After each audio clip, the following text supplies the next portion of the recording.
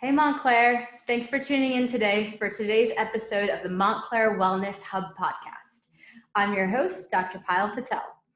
In today's episode, we are joined by Joe Gandarillas, owner and founder of High Performance Coaching, Chief Operating Officer at Michael Adis Design, coveted yoga and meditation instructor, wedding officiant, and motivational speaker, and longtime resident in the Montclair community.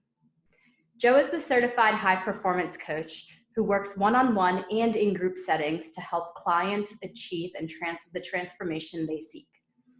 Joe brings a variety of life and work experiences to his coaching strategy, having spent 25 years in business management, obtaining a degree in integrative nutrition, 10 years in teaching, and several years of coaching clients directly.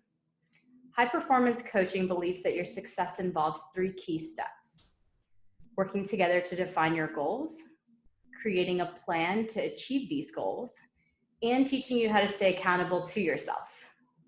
Because when you learn how to be accountable to the person who is most crucial to your success, and that would be you exponentially increase your odds of achieving your goals. So let's get started. So Joe, to get started, can you give us a little background about yourself and what has gotten you to where you are today so the audience has some context? Yeah, sure. It's a great question. So first of all, thank you for having me, Pyle. I really appreciate it.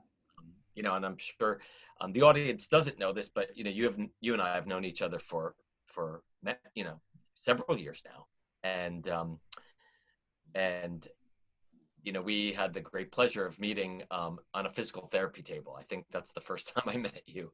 So, we met in a wellness way. And to give you a little bit about my background, I'm a Jersey boy, born and raised. And I've pretty much lived in New Jersey my whole life, with the exception of when I was in college and I lived in Pennsylvania and I lived in Paris. So I have an undergrad degree in business. And I always had a passion for fashion. And so that was the avenue I took out of college. I got into the fashion industry and really, got into buying at first. I worked back then for Macy's, which was, back then like the Harvard of retail. I was in the assistant buyer of the year for Macy's. But I decided I liked managing more than I liked buying. So I kind of took the management route and, ultimately became a, regional director of stores, which is a role I spent many years in before I actually got out of the retail business. If you know anybody in the retail business, after a while, you can easily burn out. I lasted quite a long time, but I needed a break. And so I left the retail business and, started working with my husband, who owns Michael Adis Interior Design here in Montclair as well. And I became his chief operating officer. But while I'm there, he could see I had the itch, and he's like, what is it? What is that itch? And I was like, I love developing people and I love helping people achieve results. And he was like, well, do you want to, leave, working with me? And I was like, it's not that I want to leave. I was like, but I have to, I've got to do some exploration. And, one of my mentors really encouraged me to become a life coach. I was thinking at the time I'd become a therapist. And, I kind of weighed the options of, do I want to go back to school? And I decided to take the life coaching route. And I got my certification with, one of the masters, Brendan Burchard. And I've had the great pleasure of training with him, every year since, 2015, actually 2014. And so it's been such a blessing for me. And I've had my coaching business now over 7 years. And, ironically, because I'm a student at heart, and I have so many certifications and things, I decided a year and a half ago to go back and get my master's in mental health counseling. So I've got another year left of that. And so, that's me. That's kind of what I do. I help people achieve their goals. And and I need to correct a date that I gave you. So I've been teaching now over 16 years here in town. So yeah. So it's been much longer than I had down. Much longer than 10 at this point. I was like, wow, I think I gave you a typo, so please forgive me. Not a problem. That's wonderful, though. I think the most interesting people are those that are students at heart. So, there's never a time in which everything's learned. There's constant change, constant improvement. So it's very cool to hear.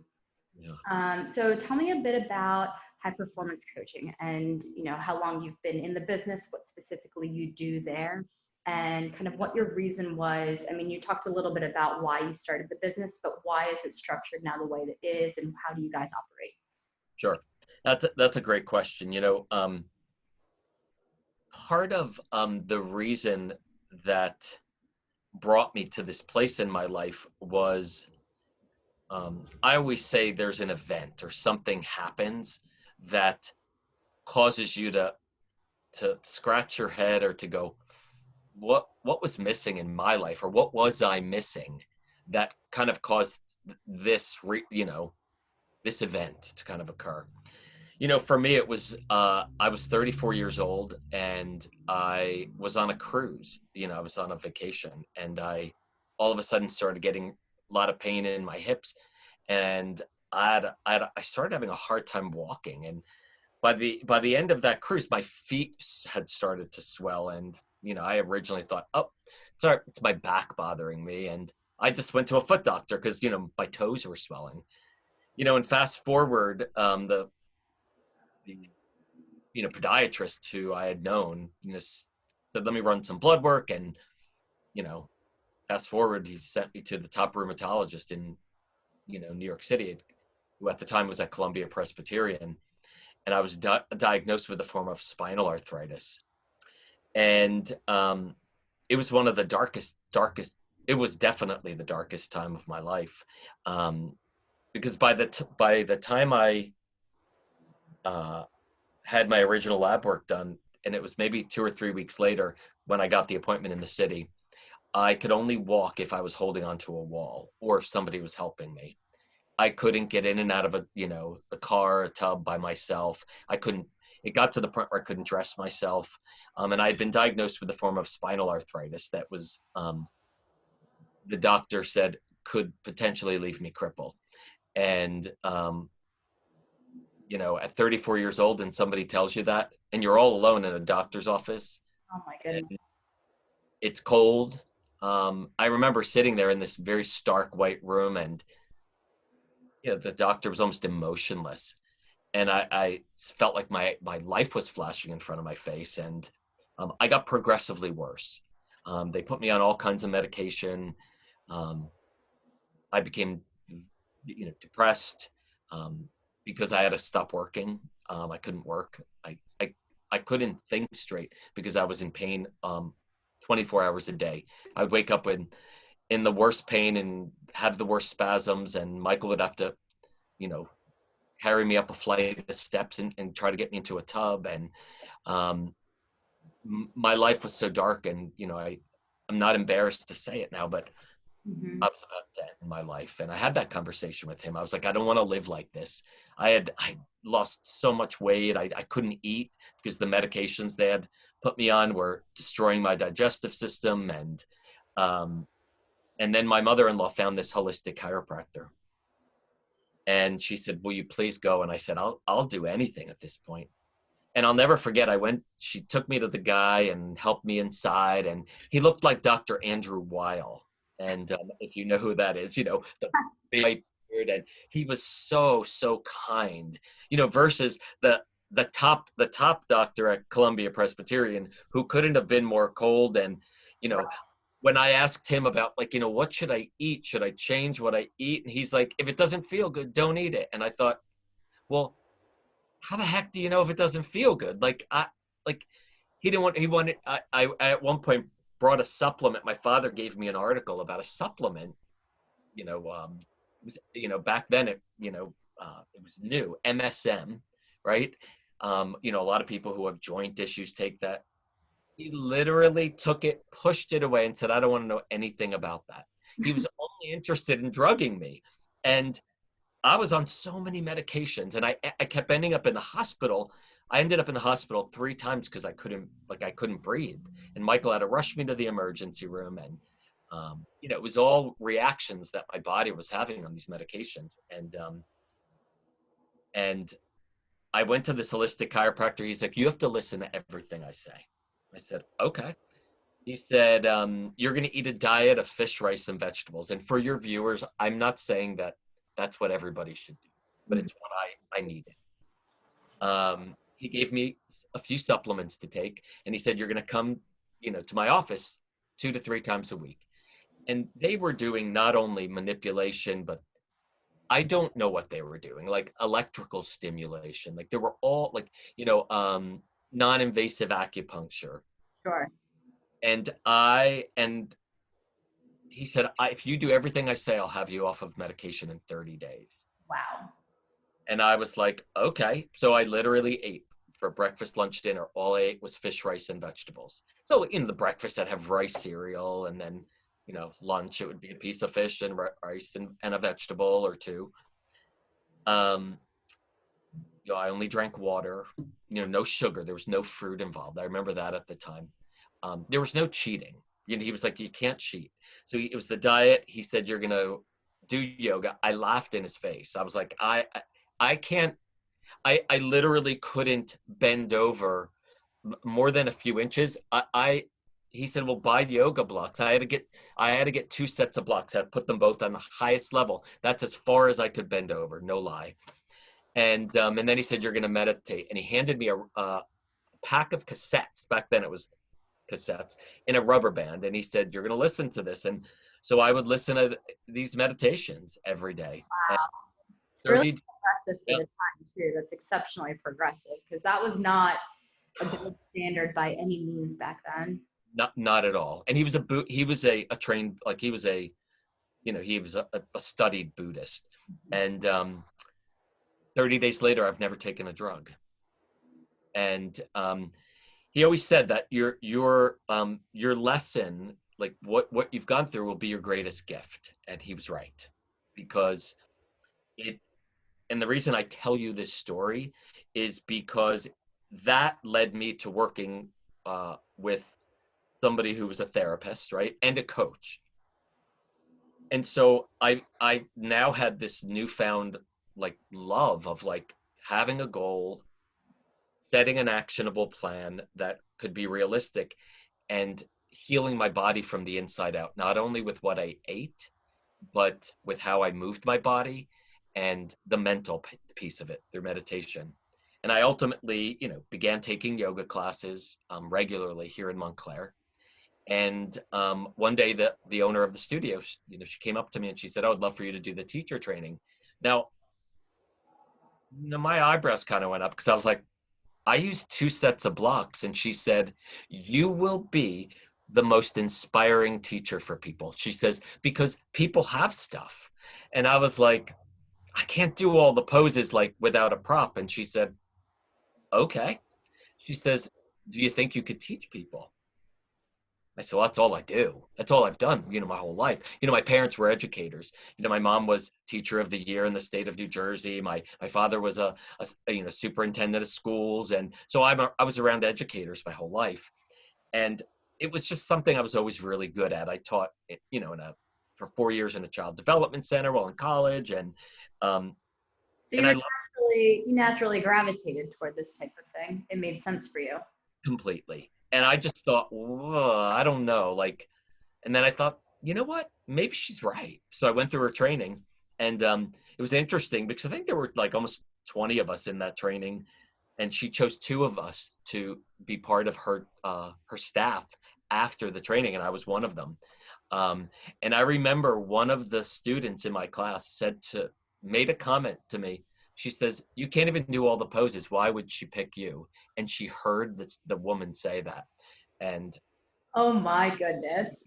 Imagine what that conversation looked like. The ironic part is that woman became a student of mine for years before she moved.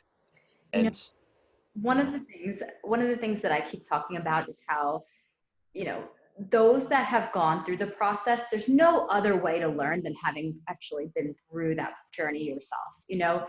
Every single emotional change that occurs, every deep and dark, depressing moment that occurs, every time you notice that one tiny little thing can affect every single thing that occurs in your day, those types of changes, there's no way to replicate that type of experience, you know? I mean, like even now, I mean, I'll share with your viewers, right? Just some of my own, like what's happened. Like I recently had a knee injury, right? Well, I hadn't had a knee injury my whole life. And that knee injury has shifted the way that I do certain things in the way I teach now, because I realized through your help and through Dave's help, right, that there are things that I'm doing in my own body that I could help other people become more aware of that they might be doing that are very regular for many people who practice in the yoga world, for example. Certainly.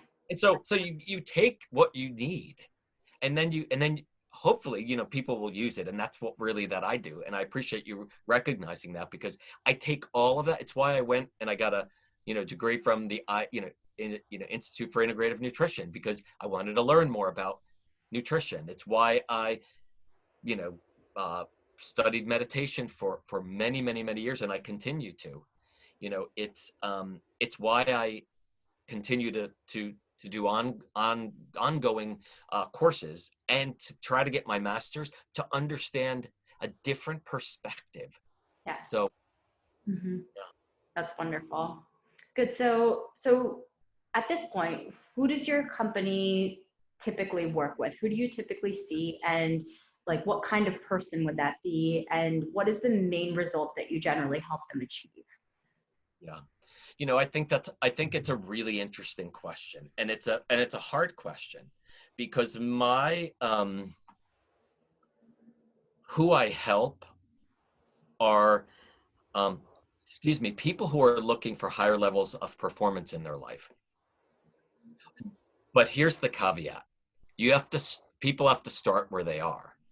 So you might go, well, Joe, do you only work with high performers? And I go, well, I work with all people, because everybody's at a different level. And so I work with high school kids. I work with college students. I work with people who are newly married. I work with people who are established and very, very, very successful in their careers. Sometimes, people, the general public will know. I work with people that are divorced. I work with people who are going through a second marriage. I work with men. I work with women. I work with couples. I work with everybody, because, from a coaching perspective, Payal, coaching is, it's a, it's different than therapy, right? People come to coaching because it helps people who want to achieve something to really meet the outcome, like whatever it is they want to reach. And some people come because their goals professionally are XYZ and personally are XYZ. But those are going to be different than the next person. So each person's unique. Everybody's situation is unique. Absolutely. And so I saw that there was a need in the community. There's a lot of therapists here in the community, right? Montclair is, you need a therapist. There is certainly not a shortage of them here in our area. But I felt that there was a need for more coaching, which for me deals more with where you are now and then what we want the outcome to be. And I think therapy is, listen, I'm studying, counseling right now. It's so valuable as well. And I often refer my clients to counselors, therapists, but therapists focus a lot on, and this is not all they do. But I always say it can often be a more long-term process for people. And it's by, it's from a healthcare professional who will, help diagnose and resolve some type of, whether it's a problematic behavior or a belief, a feeling, a physical response, even relationship, challenges. And they could be challenges from when they were growing up, a teacher who they had a challenge with. And it really involves a lot more introspection and analysis, and with the hope of resolving a lot of past issues. There are some therapists who do focus on the now and the outcome, but that I got into coaching because I worked with both. And I always found that the coaching was a little bit more solution oriented, sometimes. So I like that combination. That makes complete sense. Yeah. So would you almost say that the commonality between your clients is more in the mindset, or the mindset that they're hoping to achieve through the work that you guys do? Yeah. They want a result of some sort. Right. A lot of times we go to therapy because we want to process something that's going on. In coaching, people want an outcome. Like they want a result, right? Like it's like, like just like people come to you, right? They're like, hey, I want a result. Like I want my knee to feel better, my back to feel better. I want to get more range of motion in my shoulder so I could golf better. Yeah. It's like we do the same thing. I just do it with people's life, right? You just do it with how they feel their body and their health. So that's great. That's great. And of course that resonates with me, that's for sure. So I love that you are able to provide that for the community, because in terms of actually achieving your goals, it's one thing to set your goals, but to truly achieve it, having some sort of guidance, that path, the accountability, like you said, it's more future pacing. You're kind of planning for the future versus that step backward, analyzing all that has occurred in the past only. That extra step moving forward is definitely something that, like you mentioned, is not as prevalent in this community. It's huge. And what people don't realize, right? And I know you see it in your line of work too, is that the past does influence where we are right now, but it doesn't define us unless we let it, right? Like I think one of the greatest things that I try to teach my clients is something that I had to learn. When I got diagnosed with the arthritis, if I saw you on the street and you said, how are you? I would tell you like how miserable I was. And like, oh, I have this arthritis. Like I became in my mind, the guy with the arthritis. And I was letting that be what defined me. And that wasn't what defined me, right? But I had to switch my mindset. And it took the right person to help me see that. And, one of my, can I share a story with you that I think is very, very impactful? Oh, absolutely. I'm going anyway. If you say no, I'm teasing. No, I would love to hear it, of course. So this is a story I tell a lot when I motivational speak about mindset. And I call it the story we tell ourselves. When I was 16, I was nearly abducted. And it was a very, very traumatic experience for me. I was walking home from school. I walked home down a route. My parents said, don't go by yourself. Some cars passed me. It was very set up.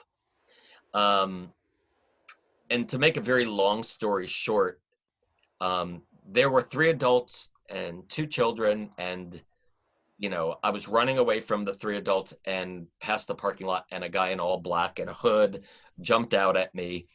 And we called it the dirt road. There was a trucking company, and I froze. I didn't know what to do. And I only had one way to go, and it was through the woods and through train tracks. I didn't know where I was going to end up.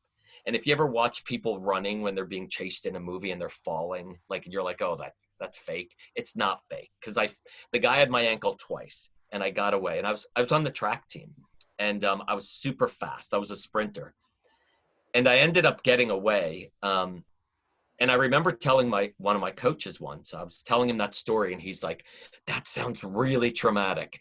And of course, like, I played into that, right? I was like, oh, it was like the worst. And like, it was like the worst experience. And it really was, right?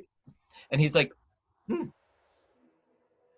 like, so what did you think about that? And I was like, oh, and it was all I had a negative story about it. He's like, what if we change the story? I go, what are you talking about? He said, what if we change the story? I go, well, that's the story. He goes, what if you just changed it to, you know what? I was 16 years old. I got away from 4 adults, 2 children. I was like my own superhero. And I was like, hell yeah, that's like the best story, right? Like, because it's true. I didn't have to, I just had to just change the version of the story or how I looked at it. And isn't that what we want people to do? People come to me, Pyle, and they have a story. I can't do this, or this is too hard. And it's no different than you. I can't lift my arm, I can't straighten my leg. And we go, okay, well, that's your starting point. And now we're gonna look seriously at goals. And then I'm gonna hold you accountable. I'm going to motivate the heck out of you. And one thing about me, I always say, hey, do I have permission to come to be honest with you? Most of the time people say yes. And I go, all right, on a scale of 1 to 10, do you want me at a 10 or do you want me at a 1? Where do you think people usually go? I bet they're wary of saying 10, but I But think they probably want it. yeah, people go, I want 10. And I've only had one person in my whole career who said I wanted 10, but she couldn't handle 10. And my 10's really not that bad. So it's really, I just go, hey, listen, let me tell you what I hear and what I see. And let me tell you what I see as, the honest to goodness problem. But I'm going to ask you what you think it is first. So I see if they know. And if they know, I go, are you sure you want the 10? Because 10, I'm not going to try to, it's like, it's super honest. Yep, we're not sugarcoating anything. And then, no. And then I go, okay, now what do you want to do about it? What's our plan? And it's brilliant because people want to plan. People want to, people in this community, they really do want to change. I mean, I don't only help people in Montclair. I help people all over the country. I've helped people in other countries. It's a powerful process, but it's different than me sitting there and I can do that. Mm-hmm. So I'm an amazing listener. I imagine that in somebody's time spent with you, their value is going to come in the ability to push themselves. And that really is what it comes down to in terms of you get what you want to get out of it. Yeah. I often ask the question, how badly do you want it? You say you want this, you say you want your relationship to get better. How badly? Like 1 to 10. You say you want that new job. Let's rank it. So it gives me a gauge. And usually, for the most part, people will go pretty high, 7, 8, 9, 10. And then they'll come in and we'll have set goals. And then we go over the goals. Hey, how'd you do with your homework? How'd you do with, the things you committed to last week? Not that great. I go, oh, okay. Oh, how bad? I think you said you wanted that new job. I think you said a 10. Did your effort match the 10? Because if it didn't, you don't want it that badly. Let's just change the number. Brilliant. And I go, it doesn't matter to me. Like, I don't care. Like, this is not my wanting a new job. This is not me wanting a better relationship. Exactly. It's them. We always say your body, your choice. That's our mantra here. Your body, your choice. On your end, it's your life, your choice. You're just helping guide them. But aside from that, it's their life, their choice. Yeah. And listen, I think, and for your viewers, and I know you know me, like, I will motivate the heck out of you. I will be there for you. I will support you. I will do everything I can to help you achieve your goals. But the best thing that I offer people is teaching them how to do it. Mm-hmm. Right? I can't do it for people. I can, but I'm not going to. And the greatest joy that comes out of this is when you see somebody take that leap and they make the shift. And sometimes it can be a really emotional process. I dealt with somebody, just yesterday who, I got them to make a very, very large shift in their life. And I said, let's do it together. Like, it was something that they really needed to do. And they broke down, like, because because it was so releasing for them. Like, they were like, I just didn't think I could do this. Mhm. And then I was like, what just happened? Talk to me. And they were like, I just feel so free and I just want to cry, like, and let it out. And I was like, isn't that so cool? And they texted me later and they were like, I told my other half and I just feel lighter. And I was like, that's the work we do. We change, we help people I help people to shift, but they're the ones that really do the work. I'm just kind of the guide. That's amazing, though. That direction, that clarity, that's amazing. So, what is one of the biggest mistakes that you might see people make that actually, or even one of the biggest myths, I should say, that you hear that actually prevents people from achieving their goals? Yeah. People lie to themselves, you know, and that's not a judgment. Like, I think people aren't always as honest as they can be with themselves. Um, and so sometimes that has to be first step, is like really getting people to understand like how they're showing up, and knowing that it's okay. Like, okay, people share a lot of very intimate things, and I always say, okay, great. Like, they're like, does that like bother you? And I was like, well, why would it bother me? That's not like, doesn't bother me. It gives us a starting point. So I think one of the things, the biggest mistakes people, it starts with, hey, how honest can people be with themselves? Some people are, Pyle, not everybody. But I do find that a lot of people, there's kind of an awareness, right? That, kind of being self-aware. I think another thing that people often lack is discipline, um, and and then a plan. Like, they don't have a plan, or they struggle to follow the plan. And so I always say it starts with being honest with yourself, and then being conscious of what you really desire. And you know conscious, people, I always kind of feel consciousness can be a kind of like an airy fairy word, like people kind of throw it out there. um, um, but I always think consciousness means consciously designing your life, consciously deciding who you want to be, I like um, deciding what you're going to do, deciding what you want to accomplish, right? Like, that's what consciousness is.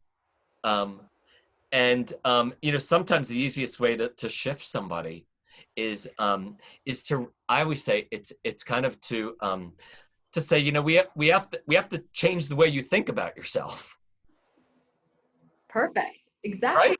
Yeah. And very simply said.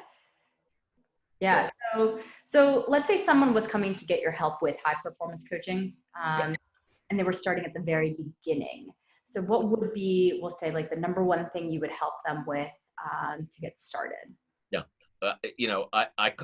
My program, I have a program, and it's modular based, and um I generally follow it to the letter for the most part, but I kind of interweave things in. But first session's always the same. It's called focal points. And what are we going to focus on? Like, let's set some concrete goals. What do you want? What do you want? Like, 3 goals professionally, 3 goals personally. And when I say professionally, like, people, I've had people come and say, well, I don't have a job. I'm a mom. And I go, okay, that's your profession, right? Like, that's a profession. It's like, yes, you may not be paid to do it, but it's what you do every day, and so we start at that point, so that people, like, you can't start anywhere else, because then how do you know what you're going to work toward? So, Very fair. Very fair. I like that. That's a great place to start. In general, how do you feel people react to that first session? Is it something that they've thought through in the past, or is this something that's relatively new for most people? I think that's a really great question, and I think people get stuck on one or the other, professional or personal. Or again, it goes back to, remember, I talked about the lying, or being honest with yourself. Sometimes, I think there's a little bit of a, getting to know you phase. So for example, if I say, let's talk about 3 personal goals you have for yourself. And they say, oh, well, I want to, be in better shape. I want to sleep better. And, I want to spend more time with my pets. And then I go, oh, okay, well, are you in a relationship? Yep. Yeah. Oh, fantastic. So on a scale of 1 to 10, how do you rank that relationship? It's all right. Maybe a 5. And I'm like, do you want to put that on the list? Because 5, that's only like mediocre unless you're happy with a 5. So people don't always but sometimes they don't want to, tell too much. And I have categories, I kind of talk about certain parts of the life, because sometimes people literally forget, or they just go, I'm going to push that over here. And I'm just not going to, I haven't dealt with this for that long, and I'm not going to deal with it anymore.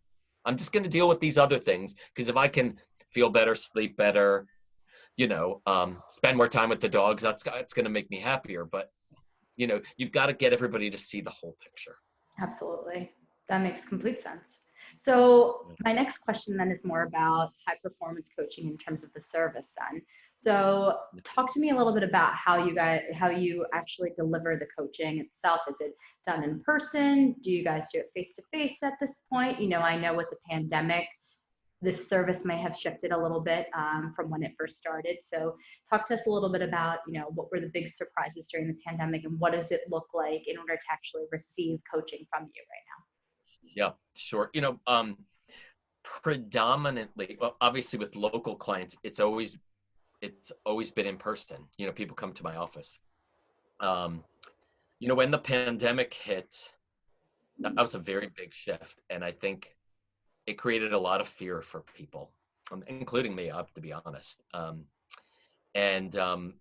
did not see people in person. I would then, it was either phone call, some people don't want to FaceTime or Zoom. They just don't like it. And so I say, okay, we could talk on the phone. And I still have people who just like to talk on the phone. When it was warmer out, so, and kind of things calmed down a little bit. Like in the summer, things got a little bit better, although we were still, confined. I would meet people outside in my backyard. We would be probably maybe 15 feet away. I had the chair set up, and the people, we didn't have to wear masks. Excuse me. Or you could if you wanted to. I said, do you want me to wear a mask? And most people would just say no. We were far enough away and we were outside. Sure. Once it got, I probably went through October, seeing sometimes even if the weather were drizzly, or I would meet on my front porch. We would just meet on opposite ends of the porch. And once it got cold, then everything had to be either on the phone or in Zoom. So as of right now, it's still that. I mean, it's going to get warmer soon, so I will. I'm happy to meet people outside once it's warm enough that even if we both wear a coat, if you'd rather meet in person. But right now, that's the way it goes right now. Sure. So the option is available to anybody, kind of just to find what works the best for them at that point. Yeah, and my hope is that as things improve, people get vaccinated if they choose to, that we could be inside, by fall. I'm hoping that'll be an option. Yeah. And I imagine just the ability to shift during the pandemic has been really helpful for the clients that you currently have, just in terms of not having to worry about not keeping that forward progress, even in the midst of the pandemic, not feeling like your whole life got pushed aside as this bigger overarching thing came in the way and, took over a lot of the parts of their life. Yeah, I think, think about it, people are working from home, and especially I think where it's been challenging is finding privacy. Mm-hmm. Right. So I had a client the other day, and, she's got, 4 children, and, her husband works from home half the week. And so she took her session in the car. Wow. And because she had nowhere else to go. And there's you know, when she tries to do it in the house, you know, she has a child knocking on her door every 5 minutes. And um, that becomes very challenging. And I'm sure you can imagine how goals have shifted for many people during I mean, just people trying to get outside.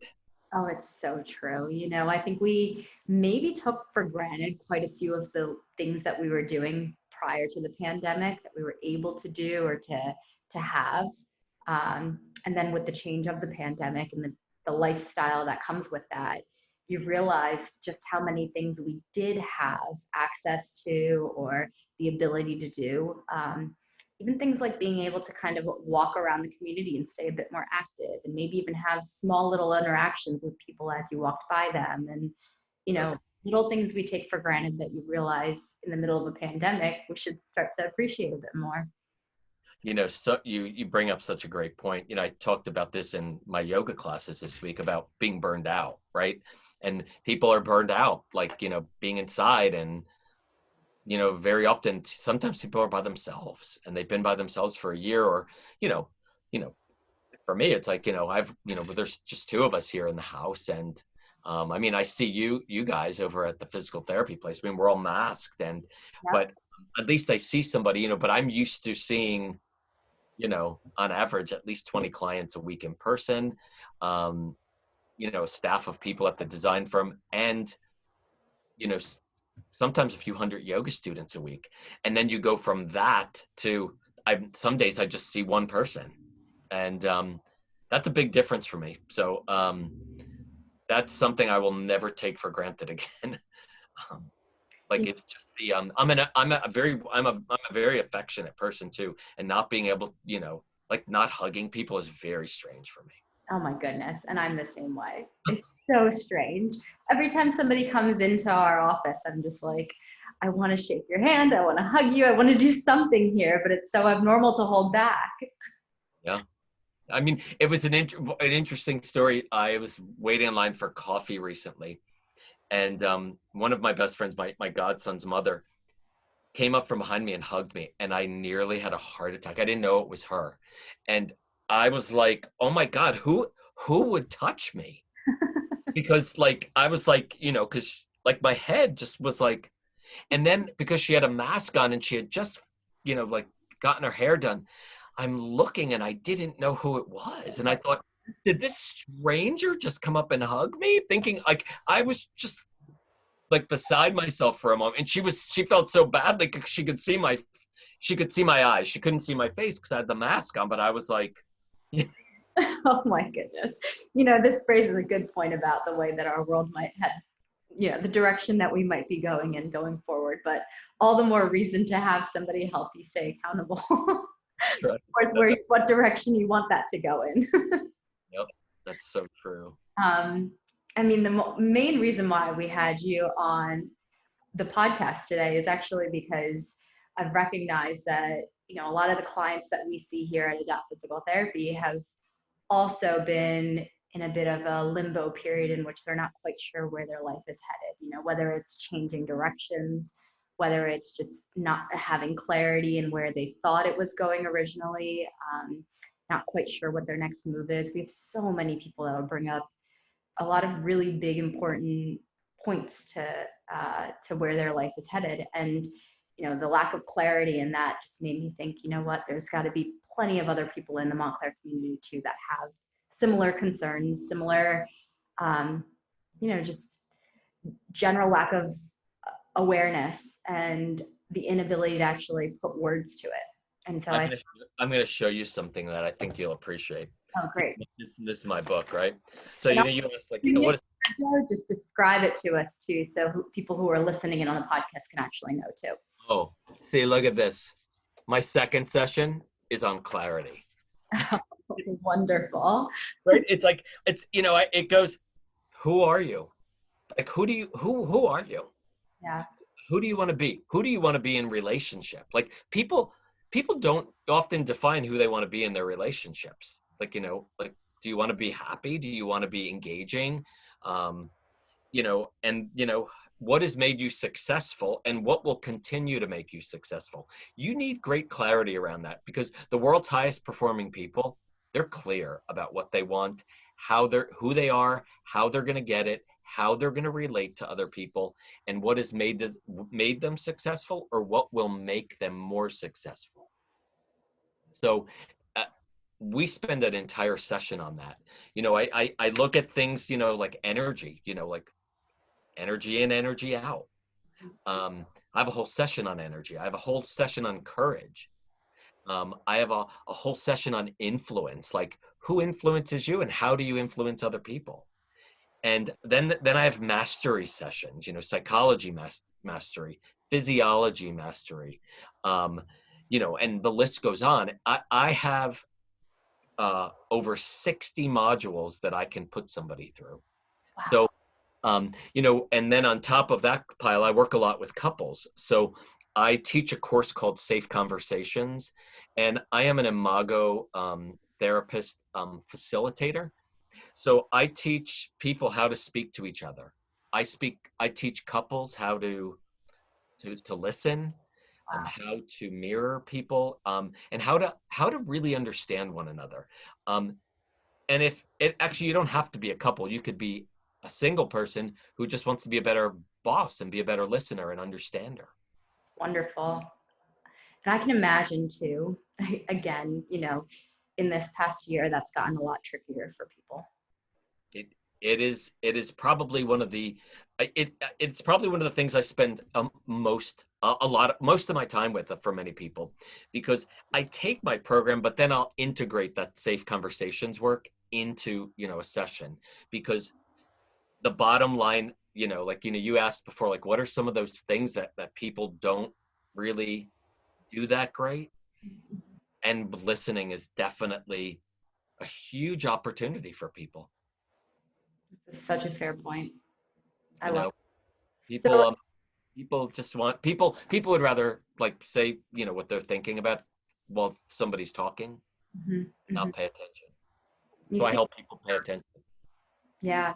So in terms of these modules and the different types of modules that are available to your clients, is it one of those things where you'll kind of choose and customize based on what the person needs, and then their time spent with you is a duration that's kind of customized to what they need? Well, now, that's a great question. And it goes back to the first thing we do, which is to look at your goals. So you might come to me. I mean, you'll have these personal goals, these professional goals, but I still have to get you clear about who you want to be to reach those goals. So it'll be different from the perspective of, it'll always go back to your personal goals and how it relates. But the program is really designed because Brendan, my mentor, he studied high performers, and he looked at these were the key things that the highest performing people in the world had in common. They had great clarity. They understood how to use their energy. They had great courage. They knew how to be productive, and they knew how to have have influence. And so those are, the first 12 modules are kind of the core modules of high performance. And then, like, right now I have a client who I'm taking through a 12 module series on leadership. Oh, wow. So I have all, there's just different kind of buckets of 12 modules that I can take people through. So they will always be customized to your life, but the information that I go over might be similar in some of my questioning, but it will never be the same because your life is different than somebody else's. That's wonderful. I like quite a bit. And then Payal, like I think you asked a great question. If somebody needs, like, let's say I'm doing, somebody needs, like I recently, I was going to do a module with somebody, and they came to me and they had like a relationship challenge. And so I had to kind of shift gears, and we shifted to safe, kind of safe conversations type of work, where we talked about, I listened to their challenge, how they handled it, and then kind of role played it, kind of some other options for them to kind of work through the problem. And so a lot of people just need to practice. And lot of people don't understand people don't understand the psychology behind what people are saying. Absolutely. Absolutely. And I guess, I mean, you can kind of speak to this in a very similar way that we can in terms of, one of the things that we ask of our clients is accountability. We say, we will work as hard as we can, but we require you to put in the same effort. And so it is a lot of repetitions, a lot of practicing, a lot of role playing, a lot of, adapting what you learn and putting it into your everyday life and practice. And so one of the things that we talk about is that your success depends on that, your ability to, and your willingness to actually partake. And I imagine for you guys, it's also very similar. Yeah, I think you bring a good point, and I think you're right. I think it's one of the strengths of your practice, right, is really letting people know, hey, listen, I'll do my part, but you have to do yours. And, it goes back to that kind of that myth of like where, like, and I believe this, like when I'm as a patient of yours, right? If you say, how'd you do with the exercises and I didn't do them, I'm not going to lie to you, because then I'm only lying to me. And so, you can't gauge if something's working if I'm not doing it. Mm-hmm. Right. Or, sometimes, I think you and I recently had this conversation. I'm like, if what you give me is too complicated, right? And it's the same with my clients. If I give somebody too much or it's too complicated, they won't do it, because it's just what, like, so we gain clarity by asking questions, and then we make people like you guys, you make me feel safe to say, I didn't do it, like, or I did it 3 times, not 4 times, right? Or I hate that exercise, because you're not going to be mad at me. You just give me something that might work better for me. That's a good point. And that's, I think I think that's part of the customization process of it. So everybody is such a different learner. Everybody evolves differently. Everyone's got a different time frame. Everyone's got a different expectation for themselves. And, as long as you take the time and you don't lie to yourself in the process, I think you're absolutely right that there's no denying if you could be successful. It's just how much success can you truly have from having gone through the motions. Well, and going back to, how badly do you want it? Yeah. Right? Like when I couldn't walk, right? Like, and I was like having suicidal thoughts, and somebody offered me a chance. I wanted it really badly, because I wanted to be able to move again, and I wanted to be happy, and I was in a happy relationship with an amazing person, and I wanted it so badly, and I made that commitment, and I shared that story with every client, because I give them perspective, and I love to, and I teach through story. I'll often share stories from my personal life with my clients, so that they can see that, I'm human too. Somebody recently, made a comment. She put me on a pedestal, and I was just like, time out, time out, time out, time out. Like, stop right there, because I don't ever want to be put on that level. I am a human being just like you are, and I make mistakes. I'm not perfect. So if you think that I do this work because I do everything perfectly, it's just not true. I love that you bring that up. I think that very often those that are in the spotlight are viewed as being in the spotlight because they're so great at everything they do, and that they have no struggles of their own, which is why they're so successful. Or they on outward appearance, sometimes it can look like they have everything together and they don't have their own struggles. Yeah. And I think it's exceptionally important to be raw and real with people, to help them see that it's all perception. It's how we view ourselves, it's how we carry ourselves. But if you choose to lead with all of the bad or the struggles in your life, then it changes the way people perceive you. But if you choose to lead with all of the things that you've done to accomplish, and move forward from those trials, and if you choose, like you said earlier, in terms of the verbiage that you use or the way that you tell the narrative, all of that changes the way somebody perceives you. And so it doesn't change the fact that these events happened in the past. It changes the way that you now view them. That's right.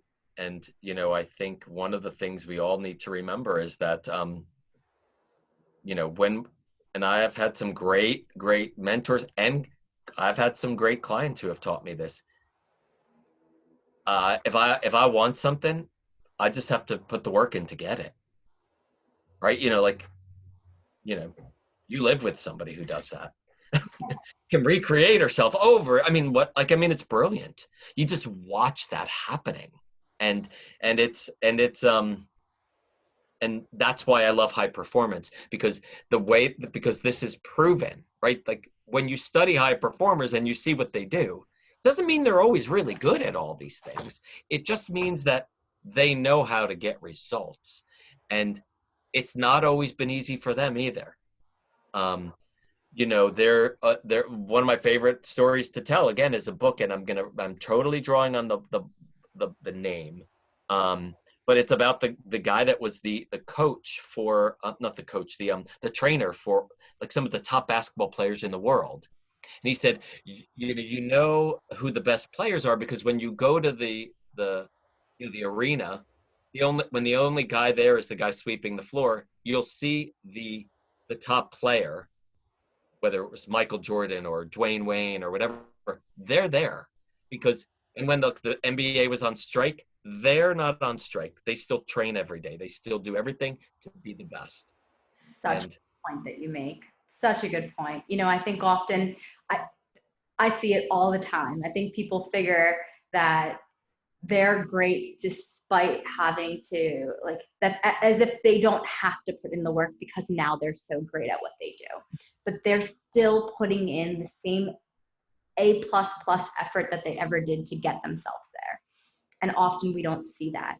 We just view it as, when I get there, I will be this, or this is the light at the end of the tunnel, or this is when I get to the other end of the rainbow, there will be a pot of gold, not knowing that it's a continuous push towards always working hard, always kind of choosing to be in control of where the road is leading you towards too. And, you know, once you do become uber successful, if that's the case, it still involves that same type of clarity and vision and focus in order to keep on that road. That's right. It's not just, you know, for very few, it's the pacifier they were lucky to have in their mouth. It's very few people in the world that are like that. And, you know, behind the scenes, you know, the very successful people work very hard. So where could our listeners learn more about you and your company? Feel free to kind of mention your website, your social media, you know, your company, or even if you have any sort of current offers, anything going on in the pandemic in which people can kind of know about. Yeah.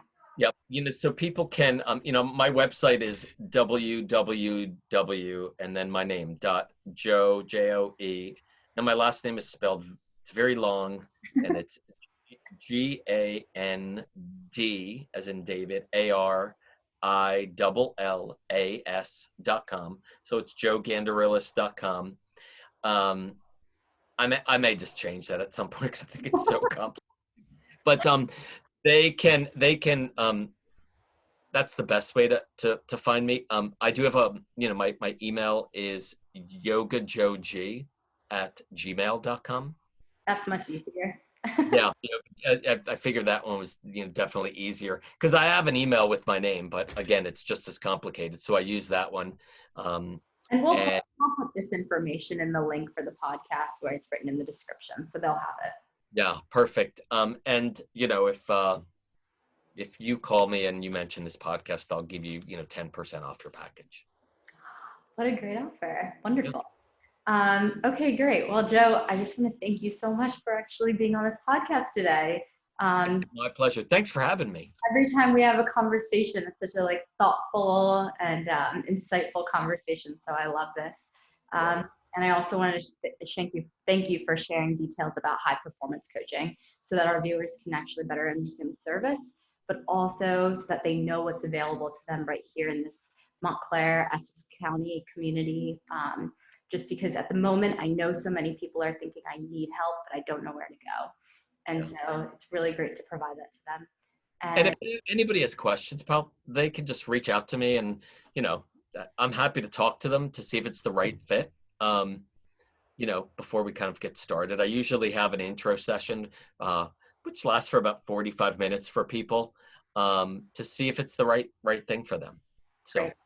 That's perfect. Yeah. And so, and for those of you who are listening, then thank you for tuning into today's podcast. And we'll see you again next week on the Montclair Wellness Hub podcast. Great. Thanks, Joe. Have a great day, everybody. thank you.